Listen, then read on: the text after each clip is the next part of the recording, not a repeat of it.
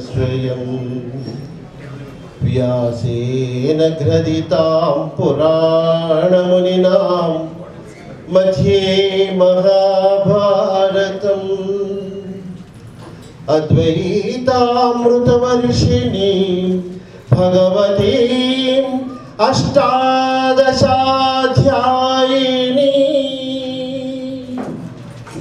अम्बा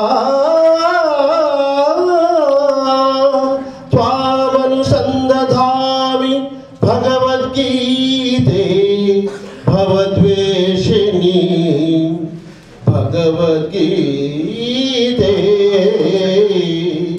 भवद्वेषिणी।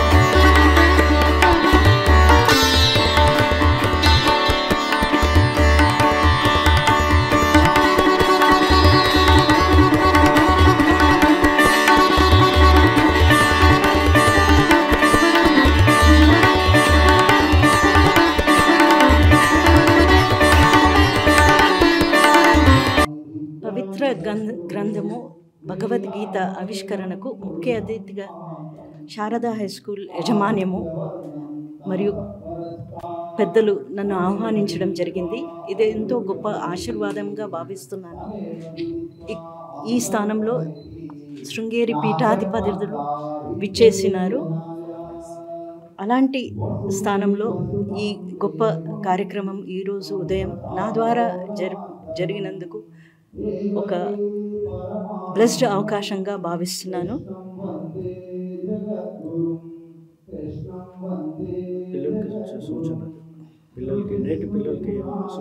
నేటి పిల్లలకి ఇది ఎంతో అవసరము. పిల్లలు చక్కగా శ్లోకాలు పాడి ప్రోగ్రాంలో అందరికీ వినిపించారు. ఎంతో చక్కగా స్కూల్ పిల్లలు భగవద్గీతలోని శ్లోకాలు పఠించడం జరిగింది. ఇది ఈనాటి పిల్లలకి ఎంతో అవసరం. నాకు అవకాశం ఇచ్చిన పెద్దలందరికీ ధన్యవాదాలు. ఈరోజు గీతా జయంతి సందర్భంగా దేశవాసులకి, ముఖ్యంగా మన ఉభయ రాష్ట్రాల వాసులకి, తెలుగు ప్రజలకి నేను అభినందనలు తెలియజేస్తున్నాను.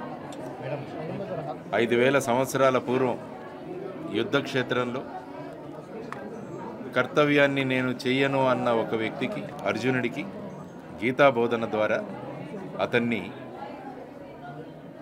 యుద్ధానికి సిద్ధమయ్యేటట్టు భగవద్గీత అందించిన మహానుభావుడు శ్రీకృష్ణ భగవాన్. ఇది భగవద్గీత, భగవంతుని నోటిలోంచి వచ్చిన ఇది పాట. అందుకని ఈ భగవద్గీత అన్నది చాలా ప్రధానమైన భూమిక మన దేశంలో పాటిస్తాం. భగవద్గీత ఎలా ఉంటుందంటే, అహింసను పాటించాలి అని చెప్పిన గాంధీ గారు కూడా భగవద్గీత నాకు స్ఫూర్తినిస్తుంది అన్నారు. ఆయన దాని మీద వ్యాఖ్యానం కూడా చేశారు. లేదు కేవలం మనం తుపాకీలతోనే బ్రిటిష్ వాళ్లను బయటికి వెళ్ళగొట్టగలము అన్న సుభాష్ చంద్రబోస్ గారు, ఆజాద్ హింద్ ఫౌజ్ ఏర్పాటు చేసిన సుభాష్ చంద్రబోస్ గారికి కూడా ప్రేరణనిచ్చింది భగవద్గీత. ఆ తరువాత మీరు చూసుకుంటే ఎంతోమంది వ్యక్తులు, బాలగంగాధర తిలక్ గారు, వారికి కూడా స్ఫూర్తినిచ్చింది భగవద్గీత. వివేకానందుల వారు భగవద్గీత నుంచి అద్భుతంగా ఆయన సంబోధిస్తూ ఉంటారు. ఈ విధంగా మనం చూసుకుంటూ వెళుతుంటే భగత్ సింగ్ గారు తన జైలులో ఉన్నప్పుడు ఆయన తను అడిగిన పుస్తకాల్లో భగవద్గీత అన్నది చాలా ప్రధానమైనది. అంటే భిన్నమైన ఆలోచనలు ఉన్న వాళ్ళకి ఈ భగవద్గీత అన్నది ప్రేరణాదాయకమైంది. అంటే ఇందులో ఎంత సారం ఉందో మనం అందరం కూడా గమనించాలి. అందువల్ల ఈ భగవద్గీతను చాలామంది ఏం చేస్తున్నారంటే పూజ గదుల్లో పెట్టేసి దాన్ని పూజిస్తున్నారు. ఇది ఆచరణ చేయాల్సిన గ్రంథం.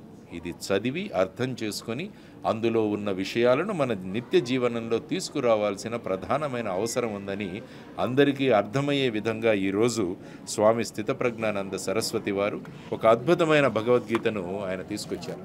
ఇది అందరూ కూడా చదవాలి. ఆయన ఏమన్నారంటే, మనిషిని మహర్షిగా మార్చే మహాయంత్రం అని చాలా అద్భుతంగా వర్ణించారు. మహామంత్రం మనిషిని మహర్షిగా మార్చే మహామంత్రం అని ఆయన వ్యాఖ్యానించారు. కాబట్టి ఈరోజు గీతా జయంతి సందర్భంగా ఈరోజు ముఖ్యంగా శారదా హై స్కూల్లో కొండాపూర్లో చిన్నారులను ఉద్దేశించి ప్రసంగించడానికి రావడం జరిగింది. ఈ కార్యక్రమంలో మన Telangana high court judge justice Nanda గారు కూడా ఇక్కడికి వచ్చి ఈ పుస్తకాన్ని రిలీజ్ చేయడంలో వారు కూడా ఉన్నారు. కాబట్టి ఈ కాపీలను అందరూ తీసుకోండి. చాలా చక్కని భాషలో, సులభమైన భాషలో నేర్పించిన ఈ భగవద్గీత ఇది. కాబట్టి ప్రతి ఒక్కరూ వాళ్ళ ధర్మాన్ని సక్రమంగా చేస్తే దేశం బ్రహ్మాండంగా పురోగం అవుతుంది, దేశం బ్రహ్మాండంగా ముందుకు వెళుతుంది అని చెప్పిన మహామంత్రం భగవద్గీత. కాబట్టి దీన్ని అందరూ ఫాలో అవుదాం. మరి ఒక్కసారి గీతా జయంతి సందర్భంగా అందరికీ శుభాకాంక్షలు తెలియజేస్తూ భగవద్గీతను మన జీవితంలో ఒక భాగం చేసుకుందాం, గీత చదువుదాం, రాత మార్చుకుందామని అందరూ కూడా అంటారు. సో ఆ విధంగా ప్రయత్నించండి.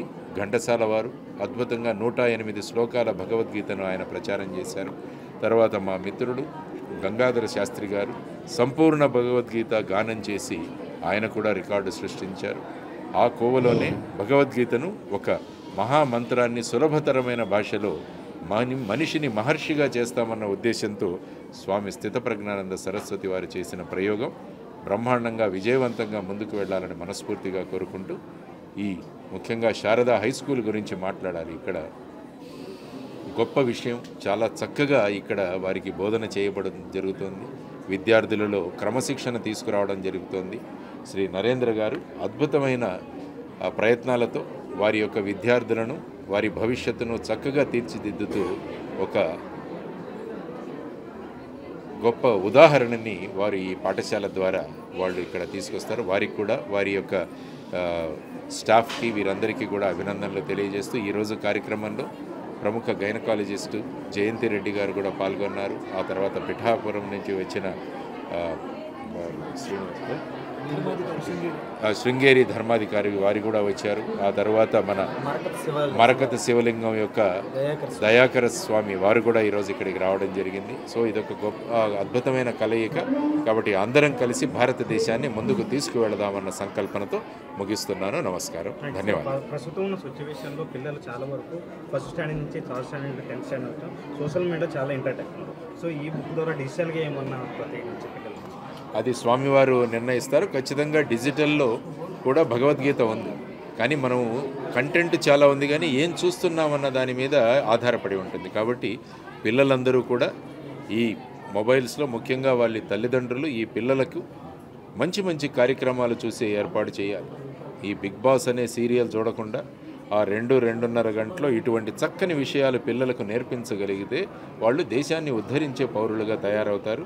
కాబట్టి కంటెంట్ ఉంది, కానీ చూపించాల్సిన బాధ్యత అటు గురువులకు, ఇటు సమాజంలో ఉన్నవారికి, తల్లిదండ్రుల మీద కూడా ఆధారపడి ఉంటుంది.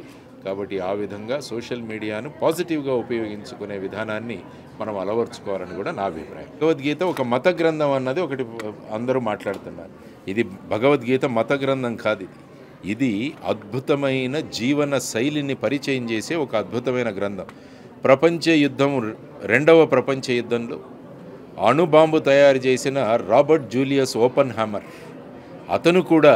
అతను చేసిన దాన్ని ప్రయోగం చేసినప్పుడు అక్కడ వచ్చిన సూర్యకాంతిని చూసినప్పుడు విశ్వరూప సందర్శన యోగంలో ఉన్న దివిసూర్య సహస్రస్య అన్న ఒక శ్లోకాన్ని ఆయన చెప్పి అంత సూర్యుడు వచ్చింది. నేను ఈ విధంగా నా ధర్మాన్ని నేను చేశాను, కర్మయోగాన్ని నేను చేశాను అని ఆయన మాట్లాడడం జరిగింది.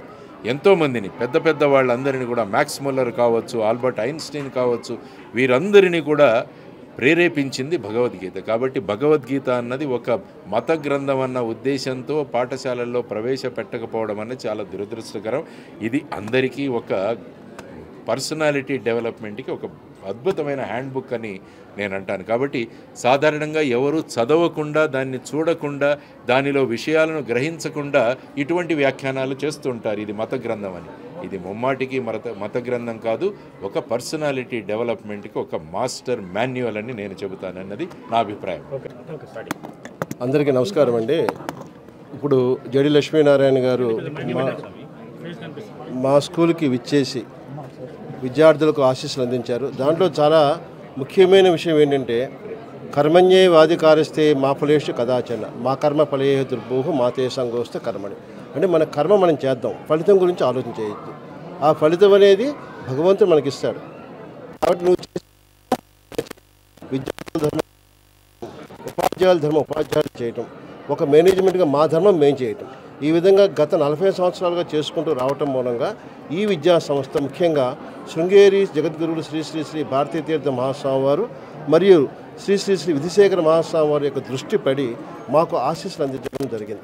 వారు అన్నది ఏంటంటే, విద్యని వ్యాపారం చేయొద్దు, ధర్మబద్ధంగా నడుపుకోండి, కొంతవరకు తీసుకోండి, విద్యను వ్యాపారపరంగా కాకుండా పిల్లలతో విలువలతో కూడిన జీవితాన్ని ప్రసాదించమని మాకు ఆదేశించారు గురువు గారు. అటువంటి మహానుభావులు శతప్రజ్ఞానంద గారు, అదే గైనకాలజిస్ట్ మ్యామ్ గారు, వీరందరూ కూడా ఇక్కడికి రావడం జరిగింది. వారి యొక్క ఇక్కడికి రావటం ఎందుకు చాలా ఆనందకరంగా ఉంది. ఎందుకంటే ఇటువంటి కార్యక్రమం, అనేక కార్యక్రమాలు మేము స్కూల్స్లో చేస్తూ ఉంటాం, కానీ ఇటువంటి కార్యక్రమం ఏంటంటే పిల్లల ఇన్స్పిరేషన్. ఈరోజు చాలా ఛాలెంజింగ్ విషయాలు జడి లక్ష్మీనారాయణ గారు చెప్పడం జరిగింది. అది పిల్లలకి మేము ఇప్పుడు ఆఫ్టర్ అంతా అయిపోయిన తర్వాత కూడా మేము వాళ్ళతో డిస్కస్ చేసి వారు ఒక టాస్క్ ఇచ్చారు. ఆ టాస్క్ని ఖచ్చితంగా పాటించి భవిష్యత్తులో ఇంకా మంచి ఎడ్యుకేషన్ ఇవ్వడానికి, పిల్లలు ఉజ్వల భవిష్యత్తులో భారతదేశంలోనే గర్వపడే భారతీయ పౌరులుగా తీర్చిదిద్దడానికి మా యొక్క అవకాశాన్ని మేము తప్పనిసరిగా తిరుగుతామని ఈ మూలంగా తెలియజేస్తున్నాం. ధన్యవాదాలు. ప్రస్తుతం స్కూళ్ళలో ఈ భగవద్గీత బోధన ఇట్లాంటివి ఖచ్చితంగా ఉండాలండి. ఎందుకు ఉండకూడదు? ఉండలేవని కాదు, చెయ్యాలి. సైన్స్, సోషల్, మ్యాథ్స్ వీటన్నిటికన్నా ముఖ్యమైనది విలువలు. ఈరోజు విలువలు ఎక్కడ ఉంటున్నాయి చెప్పండి? సోషల్ మీడియా అని పిల్లల మాట వింటలేదని మేము తల్లిదండ్రులతో చాలా బాధపడుతున్నాం. వాళ్ళు చెప్పే బాధలు చూసి మాకు చాలా బాధ అనిపిస్తూ ఉంటుంది. గత 40 సంవత్సరాలుగా 10 సంవత్సరాల కోసం చాలా మార్పులు వస్తున్నాయి పిల్లల్లో. గట్టిగా కొట్టాలంటే తప్పు, తిట్టాలంటే తప్పు. దానికి ఒక ఎడ్యుకేషన్ ఉంటే సరిపోదండి, విలువ ఉండాలి. What is the value of the education అని తెలియాలంటే ఈ వెనకాల పునాదులు లేకపోతే చాలా కష్టం. ఈ ప్రతి స్కూల్లోని ప్రతి దాంట్లోనూ ప్రభుత్వం వారు కూడా దయచేసి ఇలాంటి జయలక్ష్మి గారు చెప్పినట్టు భగవద్గీత మత గ్రంథం కాదు, భగవద్గీత జీవిత గ్రంథం. 10th క్లాస్లో రామాయణం ఉందండి. రామాయణంలో ఉన్నటువంటి ప్రతి పాత్ర ఒక క్యారెక్టర్ని మనం తీసుకుంటే అది మనకు అన్వయం చేసుకుంటే అది మంచిగా చెడ, మంచిని వదిలేయాలి, చెడు క్యారెక్టర్ క్షమించాలి, మంచిని మన దగ్గర పెట్టుకుని చెడుని వదిలేస్తూ ఉంటే ఆ గ్రంథం యొక్క విలువ తెలుస్తుంది. ఆ విలువలు ఖచ్చితంగా ఉండాలని మా యొక్క మనస్ఫూర్తి విశ్వాసం. ధన్యవాదాలు. భగవద్గీత జయంతి మనం ఒక విషయం గమనించాలి. ఎందుకంటే సాధారణంగా జయంతి అనేది ఒక వ్యక్తికి లేదా ఒక యుగ పురుషులకి, అవతారమూర్తులకి మనం విని ఉంటాం. కానీ ఒక గ్రంథానికి, ఒక శాస్త్రానికి జయంతి అనేది లేదు. ఎందుకు భగవద్గీతకి జయంతి అంటే, భగవద్గీత యాక్చువల్గా అది వేదం యొక్క జ్ఞానం. అది ఎప్పుడైతే వ్యక్తమైందో అది శరీరం కూడా వ్యక్తమవుతుంది. జాతస్య ధ్రువో మృత్యు ధ్రువం జన్మ మృతస్య చ, అంటే శరీరం వస్తుంది పోతుంది, శరీరానికి జన్మ ఉంటుంది. అదేవిధంగా భగవద్గీత జ్ఞానం కూడా అమరం, దానికి నజాయతే నమ్రియతే. కానీ ఆ విధంగా ఒక్కసారి ఎప్పుడైతే ప్రకటమయ్యిందో దాన్ని భగవద్గీత జయంతి అంటే, ఈ భగవద్గీత శాస్త్రం కూడా సాక్షాత్ ఒక చైతన్య స్వరూపంగా ఉన్నటువంటి ఒక ఋషి, ఒక జగద్గురువు, సాక్షాత్ ఈశ్వర వాక్ అన్నమాట. అంటే ఈశ్వరుని యొక్క శ్వాస ఏదైతే ఉందో దాన్నే భగవద్గీత అంటారు. సో భగవద్గీత ఒక డైనమిక్ ప్రిస్క్రిప్షన్ అంటారు. అంటే ఒక యంత్రం కానీ, ఒక ఏదైనా సరే ఒక ఇన్స్ట్రుమెంట్ పనిచేయాలంటే దానికి ఎలాగైతే మాన్యువల్ అవసరమో, ఈ మానవుడు మనిషి అనే ఒక యంత్రము కూడా డైనమిక్గా పనిచేయాలంటే భగవద్గీత అనేది ఒక ప్రిస్క్రిప్షన్, ఒక డిస్క్రిప్షన్, ఒక ఇన్స్ట్రక్షన్ అన్నమాట. అంటే ఎప్పుడైతే Bhagavad Gita it will purify your hearts, అంటే your heart is whenever your heart is pure then your thought is clarity and action and dynamic. So ఈ మూడు అంటే purity in your heart, clarity in your thought, dynamism in your action, that is the overall teaching of Bhagavad Gita. Bhagavad Gita ఏం చెప్తుందంటే ఈ విధంగా నమ్మండి, it is not belief system. ఇది ఏంటంటే ఏ విధంగా ఆలోచించాలని చెప్తుంది తప్ప ఇదే ఆలోచించాలని చెప్తుంది. అంటే భగవద్గీత టీచ్ ఏం చేస్తుందంటే not teaching what you think but how to think. The Bhagavad Gita focus in how to think, not what to think. Generally religious scriptures all are only ఈ విధంగా ఆలోచించండి, what you think they are teaching. But Bhagavad Gita is not teaching what you think, it is always focus on how to think. And one more thing, ఇంకా religious scriptures ఏంటంటే మనలో ఉన్నటువంటి కోరికలు పెంచి మన యొక్క స్వరూపాన్ని, మన తత్వాన్ని, మన ఎనర్జీని, మన శక్తిని కకలావికలం చేసేస్తున్నాయి. ఎందుకంటే మీరు కోరికల కోసం ఈ బహిర్ముఖంగా తిరుగుతూ ఎండమావుల్లో తిరుగుతూ ఉంటారు. కానీ భగవద్గీత అది చెప్పదు. భగవద్గీత ఏం చెప్తుంది? Bhagavad Gita never teach what you have, Bhagavad Gita teachers what you are. Means you are already infinity but you don't know what you are. That's why Bhagavad Gita always focus what you have. అంటే మనమంతా కూడగట్టుకుంటాం, అందుకే మనము కార్లు, బంగ్లాలు, డబ్బు, ధనము, అధికారం అన్నీ మనం కూడగట్టుకుంటాం. కానీ మనకు అల్టిమేట్ పీస్ అని, శాంతి అనేది మనకు లేదు. కానీ భగవద్గీత ఏం చెప్తుంది? నీ స్వరూపమే అనంతమైన శాంతి, నీ స్వరూపమే ఆనందము, నీ స్వరూపమే సెక్యూరిటీ. మనం ఏం చేసుకుంటున్నాము? సెక్యూరిటీల కోసము, ఇన్సూరెన్స్ కోసం బయట తిరుగుతున్నాం. కానీ భగవద్గీత ఏం చెప్తుంది? Your self, you are potentially divine, your duty to allow it manifest within you అని భగవద్గీత చెప్తుంది. సో భగవద్గీత అనేది ఏంటంటే do your duty, result is automatically 100% వస్తుందని చెప్పారు. అదేవిధంగా మనకి ఇప్పుడే చెప్పారు మొట్టమొదటి శ్లోకంలో ధర్మక్షేత్రే కురుక్షేత్రే, అంటే క్షేత్రే క్షేత్రే ధర్మం కురు అని. అదేవిధంగా భగవద్గీత అల్టిమేట్ లాస్ట్ శ్లోకం ఏం చెప్తున్నారు? యత్ర యోగీశ్వర కృష్ణో యత్ర పార్థో ధనుర్ధరః తత్ర శ్రీర్విజయో భూతి ధ్రువాని తిర్మమ. ధర్మంతో స్టార్ట్ అయిన భగవద్గీత మమతో ఎండ్ అయింది. అంటే భగవద్గీత అల్టిమేట్ టీచింగ్ ఏంటంటే మమ ధర్మమే, అంటే it is my duty. My duty గురించి చెప్పేదే భగవద్గీత. అందువలన భగవద్గీత ఏం చెప్తుందంటే మనలో దాగి ఉన్నటువంటి అనంతమైన శక్తి, దాన్ని కుండలిని శక్తి అంటారు. అంటే ఏంటి? మన శారీరకంగా, మన వర్బల్గా, మన మెంటల్గా, మన ఇంటలెక్చువల్గా అనంతమైన శక్తి దాగి ఉన్నది. ఈ అన్ని లెవెల్స్లో కూడా మీ శక్తిని వ్యక్తపరిచి మేనిఫెస్టింగ్ చేసగలే ఆ యొక్క మంత్రం ఏదైతే ఉందో అదే భగవద్గీత. అందుకే భగవద్గీత క్యాప్షన్ ఏం పెట్టామంటే మనిషిని మహర్షిగా మార్చే మహామంత్రం అనే పేరుతో భగవద్గీత రాశాం. అయితే చాలామంది అడిగారు, ఎన్నో భగవద్గీతలు ఉన్నాయి కదా, మరి మీరెందుకు భగవద్గీత రాశారని అడిగితే మనం ఒకటే సమాధానం చెప్పాం. భగవద్గీత వ్యాఖ్యానాలు ఎన్నో ఉన్నాయి, కానీ అవన్నీ చదవడానికి అంత సులభంగా లేవు. కాబట్టి సరళమైనటువంటి పామరులు కూడా, పెద్ద శాస్త్ర జ్ఞానం లేని వారికి కూడా భగవద్గీత సరళంగా స్పష్టంగా అర్థమయ్యేటట్లు, అంటే వార్తాపత్రికల్లో ఉన్నటువంటి భాష మాదిరిగా భగవద్గీత మనం రాయడం జరిగింది. అదేవిధంగా ఏంటంటే ఆ శ్లోకం ఎక్కడ ప్రారంభించాలి, ఎక్కడ ఆపాలి, ఆ విధంగా ఒక రంగులతో 4 పాదాలుగా విడదీసి ప్రతి శ్లోకం కూడా రాయడం జరిగింది. దానికి ఏదైతే తాత్పర్యం ఇచ్చామో ఆ తాత్పర్యం చదివిన వెంటనే స్పష్టంగా అర్థమయ్యేటట్లు, అంటే ఇంకా వేరే డిక్షనరీ, వేరే శాస్త్రాలు, వేరే వ్యాఖ్యానాలు, వేరే ఇంటర్నెట్లకు వెళ్లకుండానే ఆ శ్లోకము తాత్పర్యంతో పాటు ఒక్కొక్క శ్లోకానికి, ఇంపార్టెంట్ శ్లోకానికి అక్కడ చిత్రాలు కూడా, ఛాయాచిత్రాలు కూడా పొందుపరచడం జరిగింది. సో ఈ విధంగా భగవద్గీతకి, అదేవిధంగా మనకి గణపతి సచ్చిదానంద స్వామి వారు, జిఆర్ స్వామి వారు, మా గురుదేవులు స్వామి తత్వవిధానం సరస్వతి వారు, అదేవిధంగా జస్టిస్ సూర్యపల్లి నందా గారు హైకోర్టు జడ్జి, వాళ్ళందరూ కూడా ముందు మాట రాయడం జరిగింది. అదేవిధంగా ఫార్మర్ డీజీపీ అరవిందరావు గారు కూడా మన బుక్కి ముందు మాట రాయడం జరిగింది. సో ఈ కార్యక్రమానికి వచ్చినటువంటి లక్ష్మీనారాయణ గారు, జయంతి రెడ్డి గారు, అమ్మగారు, దయాకర్ స్వామి, వీళ్ళందరికీ చాలా ధన్యవాదములు.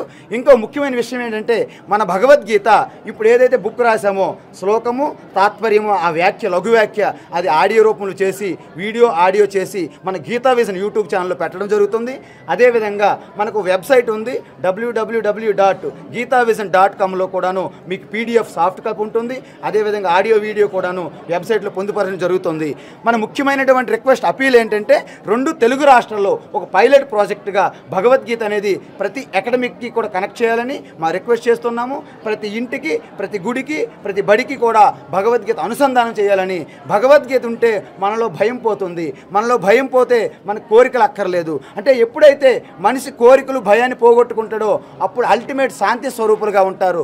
వారికి బయట నుండి ఎటువంటి సెక్యూరిటీ, భద్రత అవసరం లేదు. తనకు తానే సెక్యూరిటీగా, ఫియర్లెస్గా మారుతారు. ఈ ఫియర్లెస్నెస్ ఏదైతే ఉందో ఆ స్టేటే అదే గాడ్లీనెస్, అదే మాధవుడిగా మారే ఆ యొక్క గొప్ప అవకాశం ఇచ్చినటువంటి ఇన్స్ట్రక్షన్ ఏదైతే ఉందో, ఆ యొక్క dynamic prescription for every human being. It is not for Hindu religion, it is not for any religion, it is not for only Bharat, even mankind కూడా, హ్యూమానిటీకి కూడా ఈ యొక్క భగవద్గీత అనేది అత్యావశ్యకం. భగవద్గీత లేనిది ఒక యంత్రాన్ని ఎలాగైతే మనము పని చేయలేమో మాన్యువల్ లేకుండా, ఈ శరీరాన్ని కూడాను మనమేదో ఏదో వీధుల్లో తిరుగుతున్నటువంటి ఒక ఇన్సెక్ట్స్ లాగా, ఏదో వైల్డ్ యానిమల్ లాగా తిరుగుతారు తప్ప భగవద్గీత జ్ఞానం తెలుసో తెలియకో ఎవరైతే పాటిస్తున్నారో, ఈరోజు విశ్వవిఖ్యాతమైనటువంటి సైంటిస్టులు చెప్పారు, రాబర్ట్ ఓపెన్ హైమర్, ఇప్పుడు మార్క్ జూకర్స్బర్గ్, అదేవిధంగా యాపిల్ స్టీవ్ జాబ్స్, అదేవిధంగా ఐన్స్టీన్, అలాగే స్పినోజా, నంబర్ ఆఫ్ ఎంతోమంది సైంటిస్టులు అయితేనేమి, డాక్టర్లు అయితేనేమి, ఇంజనీర్లు అయితేనేమి. భగవద్గీత అల్టిమేట్ మెసేజ్ ఏంటంటే ఒక విద్యార్థిని ఉత్తమ విద్యార్థిగా మారుస్తుంది, ఒక డాక్టర్ని ఉత్తమ డాక్టర్గా మారుస్తుంది, ఒక వ్యాపారవేత్తని ఉత్తమ వ్యాపారవేత్త. అంటే ఉన్న స్థితి నుండి ఉన్న స్థితికి ఆ ట్రాన్స్ఫర్మేషన్, ఆ ఇన్నర్ ట్రాన్స్ఫర్మేషన్ ఏదైతే చేస్తుందో అదే భగవద్గీత.